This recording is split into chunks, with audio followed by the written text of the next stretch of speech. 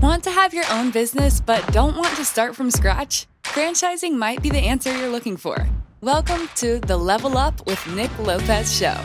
The show that brings you thought leaders in business, franchising, and high-performance personal development. Whether you're a buyer, seller, franchisee, franchisor, or a consultant, find everything you need to know about franchising right here. Own a business without the pain and financial losses that come with creating it. Find the time, freedom, and financial independence you can have through entrepreneurship. Learn how franchising can help you get there.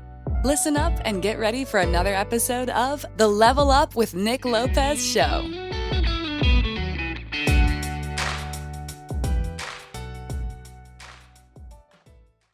Welcome to the Level Up show with Nick Lopez, where we have the absolute pleasure of learning from thought leaders in business, franchising, and high-performance personal development. Today's guest has been so instrumental in line painting and my career, as well as many other franchise companies and founders. He's a leader in franchising, and I'm just so grateful and really just appreciative of his contributions in franchising. He had a very successful career at Best Buy, but is currently the VP of Franchisor Relations with one of the top franchise companies, many would consider the top in the world in FranChoice, Mr. Trent Halvorson. Welcome to the show. Thank you so much, Nick. Glad to be here. Absolutely. Well, let's kick it off. So many people, go through their lives and don't really think about franchising and frankly, don't really even understand what it is, let alone say, oh, I'm going to join franchising and get into the franchising world. So Trent, I'm just curious, how did franchising find you? What a great question to start. I think the interesting thing is, you had mentioned, right, 17 years with Best Buy, and I was in a department that was getting downsized, and I had about 6 months heads up. So you start looking everywhere, like, what's my next chapter going to be? I think I had enough friends kind of jump ship and take on chapter 2, if you will. So I kind of started that journey, a lot of time on LinkedIn, and connected with a bunch of people. And through my, hard activity, really pounding the pavement there, a recruiter had reached out and I had started a connection, and he ended up starting to find this role for FranChoice. And over the course of 3-4 months, spent some time with him and started turning my eyes and ears open to all things franchising, and quickly, as fast as I could, learned about the industry, because I think, like so many others, my thought was Burger King, McDonald's, and just a handful of other businesses that you would see in strip centers were, that's what franchising was. So that's kind of how it started. It was really from the ground up of how quickly can I self-educate myself, all things being franchising. It sounds like fate had a way of jumping in there and starting to connect those dots. So FranChoice, I mentioned it. Many consider FranChoice the best franchise consulting firm in the world. Would you mind just sharing a little bit about what FranChoice is? Yeah, and I think from a high level, we're a consultant group. So our consultants, 85 consultants, will help individuals and investors find the right franchise for them. I think that's what we are on the surface. I think underneath, we're so much more. We're spending the time with franchisors, whether we work with them or not, and really help them, whether it's sales process, whether it's validation. I think our founders' belief is franchising has to win for all of us to be successful. So I think there's a lot of support and tools and resources that we put out to a lot of franchisors, whether we work with them or not. But our core business is partnering up with franchise systems and letting our consultants really do the magic. They're out there prospecting, they're out there working referrals, and really helping those individuals or investors find what business really suits them best, those characteristics they're looking for in an opportunity, and kind of playing that matching game. So you said something pretty interesting. You said, we don't always, if we don't necessarily end up working together in terms of a franchise brand, is there ever a case where you're turning a franchise brand away? Or did you accept everybody? And if you are turning them away, why? Yeah. And I think turning away, we never shut the door, right? So what I often say is not now. Right now isn't, the best time for you for a number of reasons. And then I would like to stay in touch. There was a brand we launched last August that I probably stayed in contact with for about 3 to 4 years. And we worked on, shared best practices, kind of gave them resources, other groups to go out and talk to make sure they were ready. Because I think franchisors are at different points in their kind of lifespan of a franchise, and teaming up with FranChoice is we try to get it right at the right time and make sure, components of the business is there. And until that, we'll help support them, put them out in touch with several other people to understand what it is like to join with a consultant group that might really, kind of juice the system as far as growth. So I won't say turn away. I'll just say not now. And yeah, a lot of brands, probably, 8 out of 10, 9 out of 10 I talk to, now is not the right time, but spending, a large portion of my time working with those brands to say, can we get you to that point, or making sure we give them the best resources so they always can grow, whether it's other consultant networks or it's organic strategies. There's a lot of ways to grow franchise systems, and we'll try to help support what's best for them.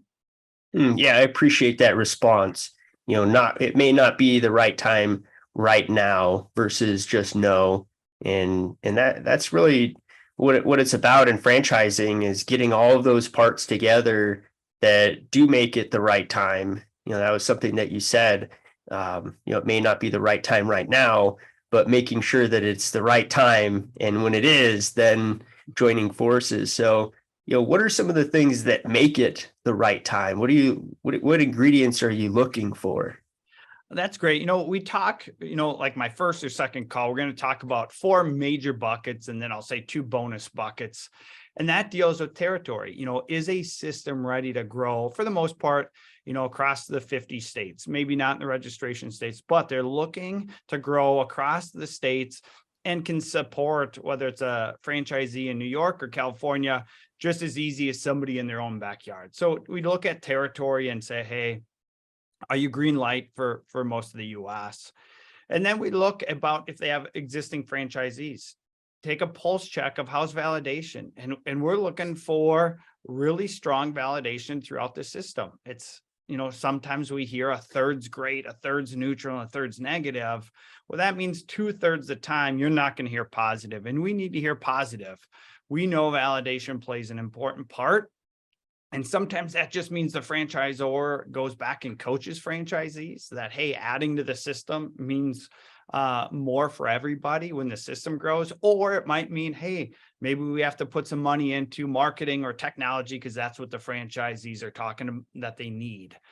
So validation is a key role. Sales process. Sometimes the system says we just hop on the phone and talk about our brand until somebody says yes or somebody says no. And we look for a system that has a clearly defined, maybe it's a 6-step sales process, or in my mind, an education process where you're educating the candidate on what the opportunity is and how it works. So I'll say clearly defined sales process. And then last but not least, unit economics. It has to make sense. And it doesn't matter if it's $2 million investment, a $5 million investment, or a $100,000 investment. And what does the unit economics tell the whole story? What's my investment? What's my potential for return? And we just like to look at that and then compare it with others that we work with and just make sure it kind of fits in the bucket. And those bonus buckets that we're talking about, we're looking at leadership. What does the executive leadership team look like? Who's kind of in charge of this opportunity? And then last but not least, the financial strength. We can look at P&Ls, but it's so much more than that. So just looking at the financial strength of the franchisor. Hmm. Clearly all very important ingredients to growing across the country in a franchise system. What an incredible uh, position that you have.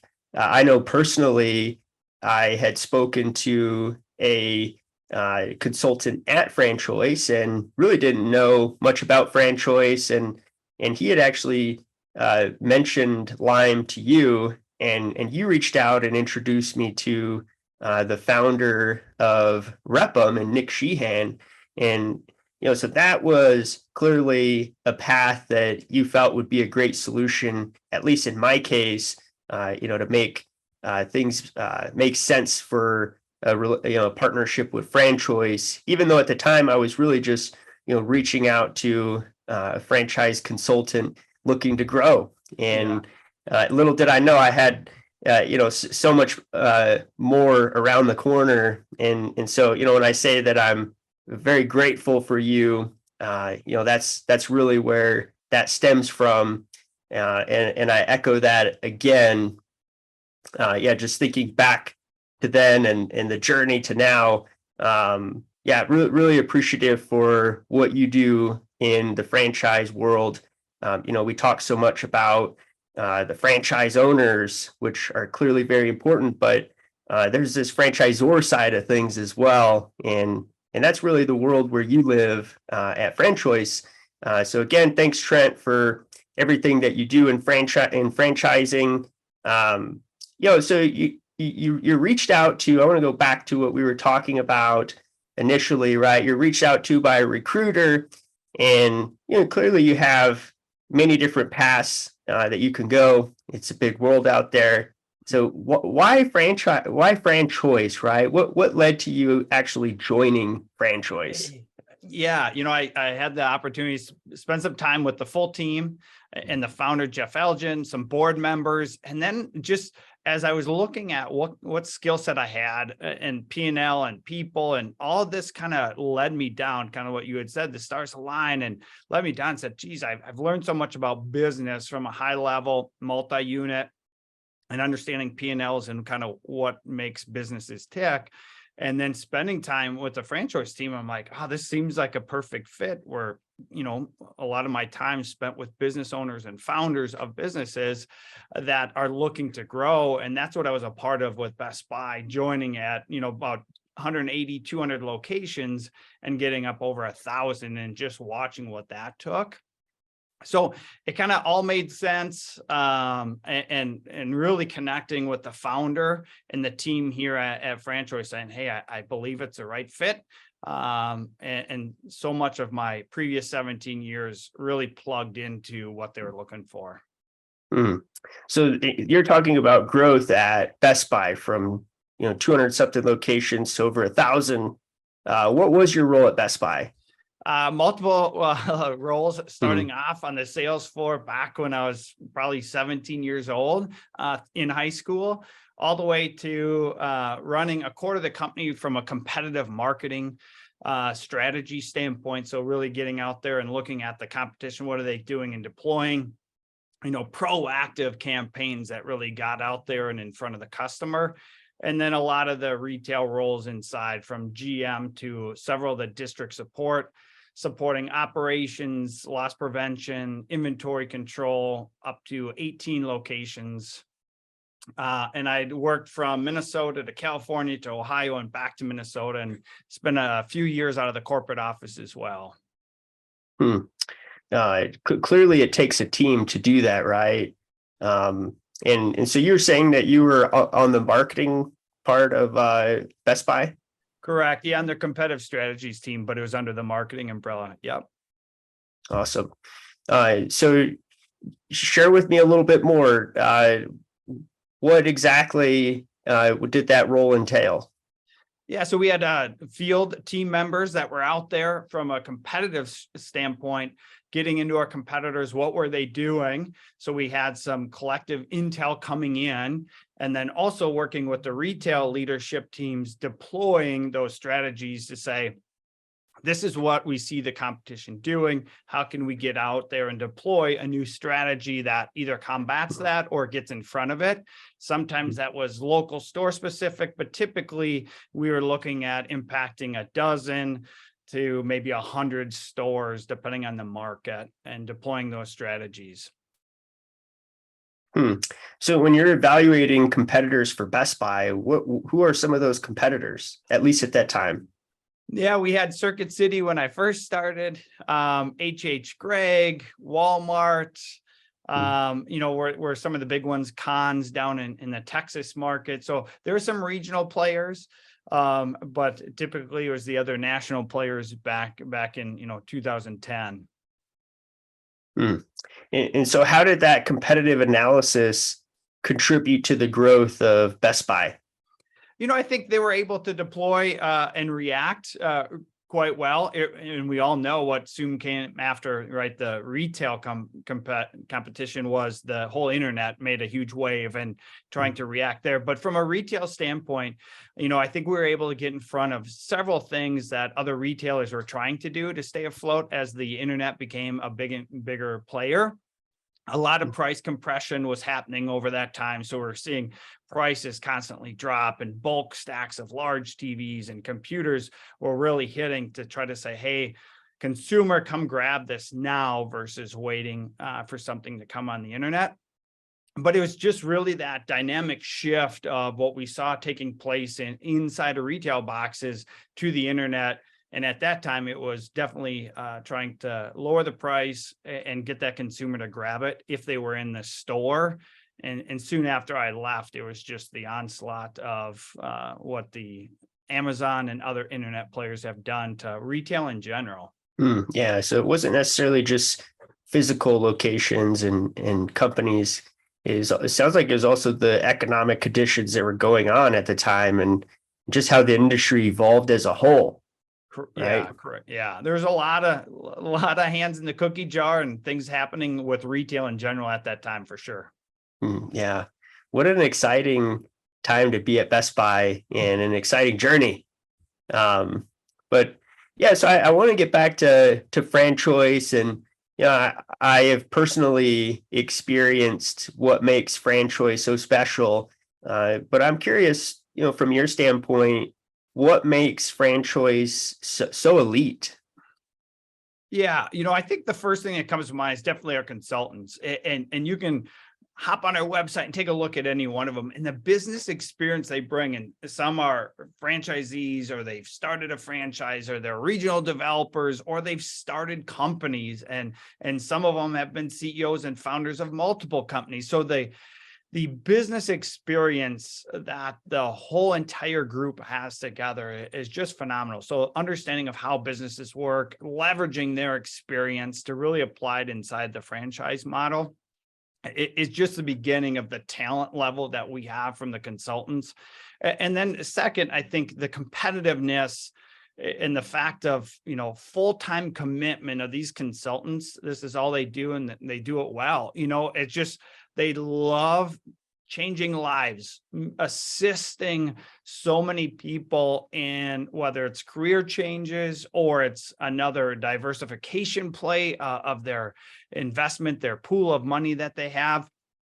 It brings joy to hear the stories when they work with candidates, and they're not always, hey, and then they bought a franchise. A lot of times it's spending time with somebody and understanding they wouldn't be a great franchisee because not everybody's cut out, right? So they're not all success stories. In my mind, they are, because I think if you learn something about yourself, that's a success in itself. So they're truly committed, helping find those truly, professional business owners, whether it be an investment or an owner-operator type opportunity, and then spending time with them. And then those relationships continue down the road, hearing stories of, I sold the franchise I bought 6 years ago, and I'm ready for my next one, brings a huge smile to my face, and we hear those quite often. So it sounds like really the people and the quality of individuals at FranChoice. My gosh, how do you go about putting together a team, an organization that has such a high caliber of consultant? Yeah, I think two things, and it's Jeff Elgin really laid the foundation when he started FranChoice back in 2000, and Linda, mentor, has really continued, his high expectations of vetting when we're bringing on new consultants, and really setting the stage with clear expectations. I think her and I do the same thing. She's doing it with consultants, and I'm doing it with the franchisors, and just making sure that it's hard work. There's a grind to this business, and she lays that out and spends weeks and months with candidates that want to become a consultant, just to make sure they know what they're getting into, that they're committed to the business, and really sets them up for success.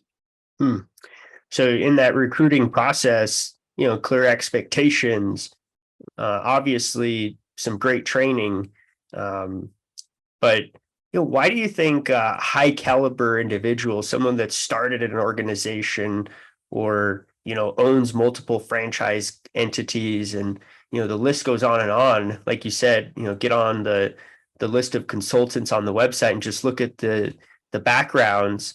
Why do you think this caliber of individual is saying, hey, I will engage with FranChoice, and this is an opportunity that I can really invest in? What do you think are some of those factors? Yeah, I think it is the training, the support, the camaraderie, right? Everybody likes to surround themselves with successful, like-minded individuals, I believe. And that's kind of the group that we have here. And then really, right, if they've founded a business or they've been in the franchising world, and understanding the franchise model and what that can do for others, right? Giving them that roadmap, giving them that playbook. And not only are they, great professionals that have been successful, but they really love the franchising model and what that can do for other individuals or investors as far as that roadmap to success, and really believing in franchising overall. But I think it's the culture, the teammates, the sharing of best practices, right? The culture that's here is really what attracts those top-notch consultants. Yeah, the culture. And clearly that starts at the top, right? And I would absolutely say that's probably a huge X factor and reason why, the founder of FranChoice, Jeff Elgin, he is definitely widely considered a legend in franchising. Just his contributions have really led to that, reputation. And so I'm curious, what is it like to work with Jeff day in, day out? It's phenomenal. And it's so many times, like, I have to remind myself, hey, you've got 2 years, one mouth. Now's the time to listen, and just watching them engage. And sometimes it's a franchisor reaching out of a problem, or, hey, they want to change directions the company's in, or maybe they want to add another company and become a parent company. And I'm like, all right, let's put you on the phone with Jeff, because he's had these conversations with hundreds of people, and then being able to listen in on that and the things he brings up and puts on the table to, for these individuals to think about, are just mind blowing. And, it's whether taking notes or just really sitting back and absorbing as much information as I can. But, Jeff's start in franchising was on the sales side, and he understands that process, and he gives so much to franchisors, to sales groups, to people in the sales education of franchises, whether it's the trainings or his videos that used to be on VHS to DVD and now are online. But like, those have been viewed by thousands of people that are currently or have sold franchises in the past, and they use that as that roadmap. So it's really exciting and fun to be a part of, and definitely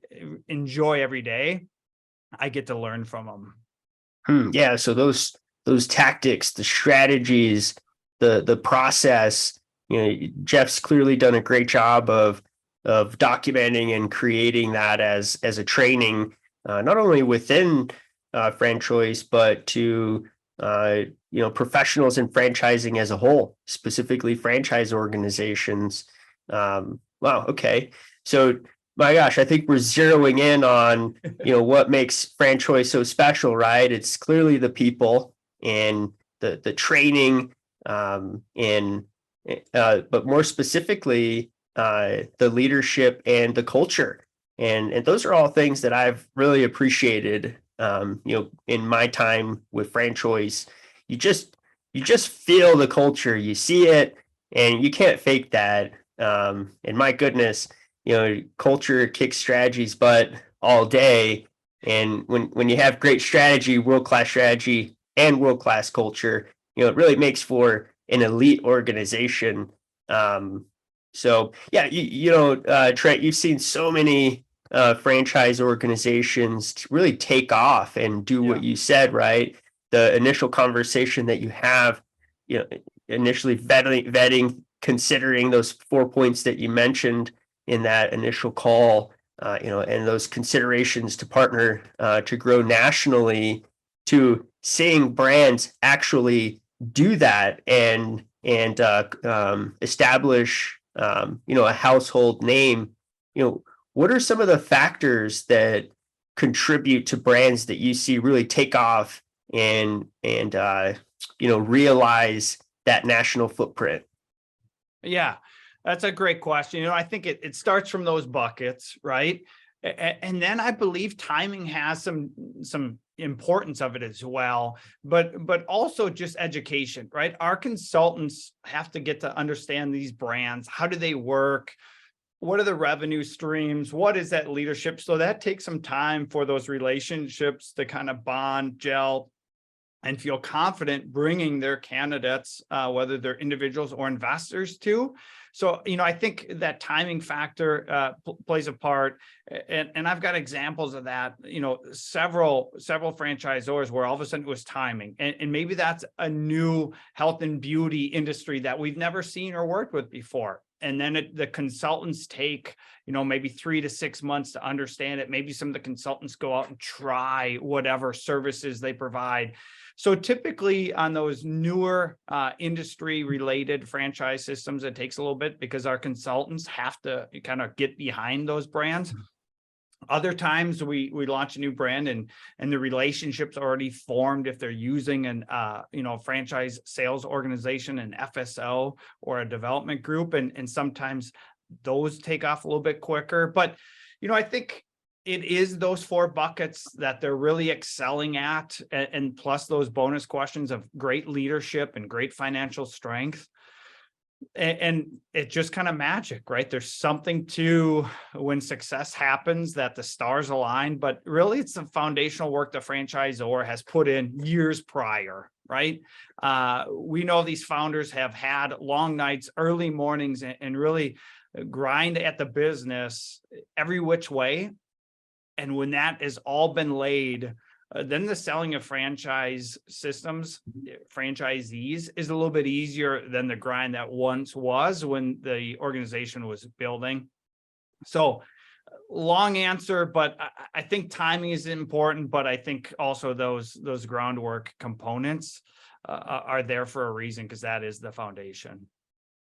Yeah. So, all those groundwork components are there, but you mentioned something as well, right? The consultants have tested, they've tried it out, they've actually experienced the brand, or they get it.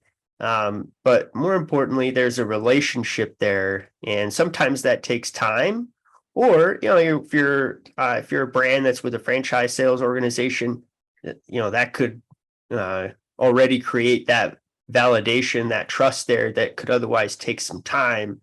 But clearly you are providing confidence for the consultants at FranChoice, right? You've done your due diligence up front, because it might not be the right time for some organizations, right? And just because it's not right now, they could go back to the drawing board or put in some more of that grind work to get those components to a point to where, once it is a brand within the inventory at FranChoice, those consultants can more quickly have that trust.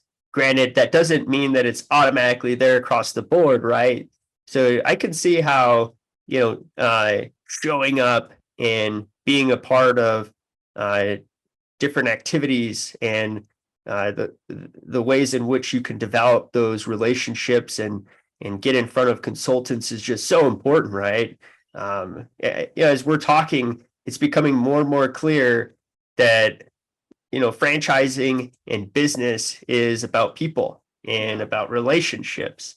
My goodness. So, at the core of that and people, you can look at it and see culture, right? I think that is ultimately the scoreboard of the relationships within an organization. It's what does the culture look like? Even if you're not aware of it as an organization, you most certainly have a culture. Yeah. So in your mind, what is the culture at FranChoice? Yeah, that's a great question. I think, some of the things we've talked about, the sharing of best practice, the camaraderie around professionals. I think the only component I haven't mentioned about FranChoice is the results focused. Coming from Best Buy, we spent some time talking about Best Buy. I think when I left, we had 1,200 scorecards. Matter of fact, I think we had about 60 scorecards that just were summarizing the scorecards. We don't have that here, but I mean, this group of professionals from Jeff Elgin across the board at the office and every consultant are so focused on the results. And I say that in the retrospect of doing it the right way. Right. So many times you can get the result by doing it the wrong way, but doing it the right way in a results oriented organization is what FranChoice is all about. And kind of tie this together, a lot of our consultants are putting their neighbors, their best friends, their coworkers, their family members inside of these franchise organizations that they work with. And that's the trust level. And I think the fact that they stay connected with them for years to come is they have to be able to put their head on their pillow at night and say, I did the right thing by introducing these two parties together. And that kind of ties this whole conversation, I think, so far around the organization at FranChoice. But that's what I would add around kind of that culture piece, that results focused and doing it the right way. Yeah, there's a deep love and a grit that's required to be successful. And you implement tactics and that comes from training, and there's relationship sharings of practices, but more importantly, a standard and clearly a want for leveling up and being at a high level, being at a world-class level. And that is just not taught, right? That has to be within each individual. And my gosh, you have an entire organization of high performers looking to level up and be world-class and truly make an impact in the world. And in this case, by giving people the American dream, business ownership. So you have all of these things coming together. It just sounds like such an amazing organization to be a part of, helping matchmake and pair these world-class franchise organizations with people that are looking for their path to the American dream, which could be, my gosh, many different reasons why, right? I mean, could be the time and independence. It could be, more time with a family, or just simply financial success. And clearly all of those things across the board, that's clearly the motivator. I personally, as a franchisor, just love franchising for a lot of these reasons that we're talking about. But, Trent, why do you love franchising so much? Yeah, it's funny. Every day I'm coming to work and it's a big smile on my face. And it's back to the point you hit on earlier, right? The people I interact with, whether it's the individual that thinks they want to turn their business into a franchise and saying, all right, love the concept. Let's look at the buckets I'm looking for. Let's go talk to more people and just really being that conduit to raise people to the next level, whether it's take a business, make it a franchise, or I have a franchise, I have 2 locations, and hearing stories of when they hit 50 locations, 100 locations, 400 locations, and those success stories. But people throughout this industry of franchising, and that can be franchisors, the suppliers, everybody out there helping these franchisors become successful, down to a candidate that wants to be a franchisee or maybe goes through the entire process and goes, that's not for me. Everybody's learning something, and it could be about the brands or it could be about themselves. And it's just so unique of an industry, and what franchising can do in 1 year. I kind of say it's this reverse dog year effect of what organizations typically take 7 years to do. Franchising typically can do it in 1. And that's the power of the people, right? It's also the money that those people bring, but it's the talents and their experiences and just the diversity in thought and everything. Like, you can change a business in franchising. In a year's time, it can look completely different because all those people come to play and for an end goal in mind. So absolutely, the people, the joy of people that I get to talk to on a daily basis, including yourself, just make me light up ear to ear with a big smile. Mm-hmm. Yeah, well said. It definitely takes a village, that's for sure. And it takes a village of world-class individuals with just so much experience, and that's really what FranChoice embodies. So again, Trent, thank you. Obviously, so much appreciation for the organization that you represent. But being a high performer, I know high performance requires balance, and I know that that's something that you value. So Trent, when you're not kicking butt and helping organizations and people in franchising make a difference through franchising, what are some of your hobbies? What do you like to do in your spare time?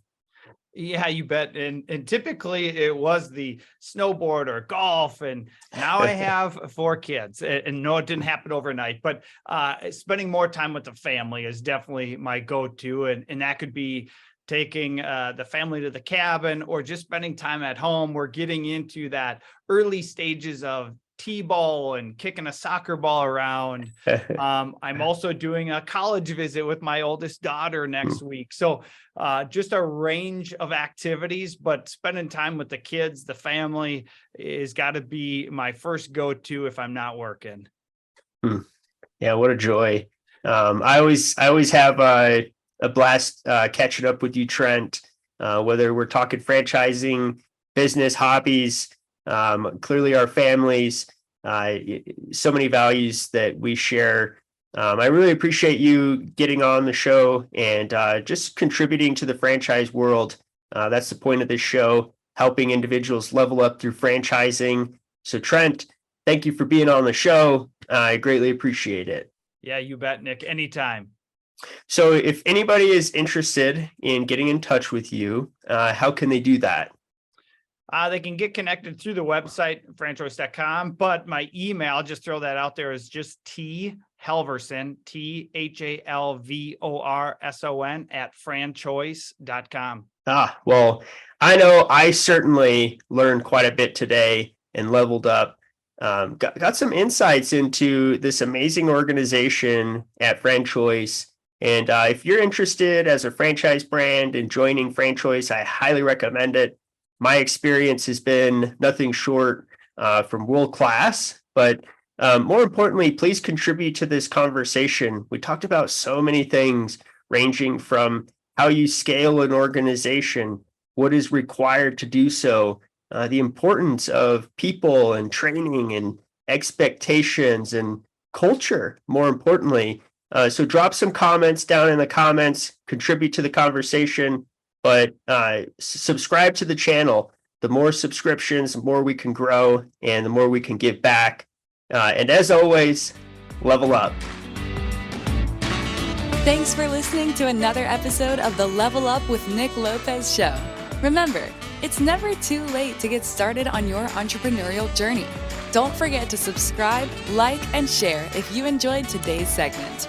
Catch us again next week and visit limepainting.com for more of the Level Up with Nick Lopez show.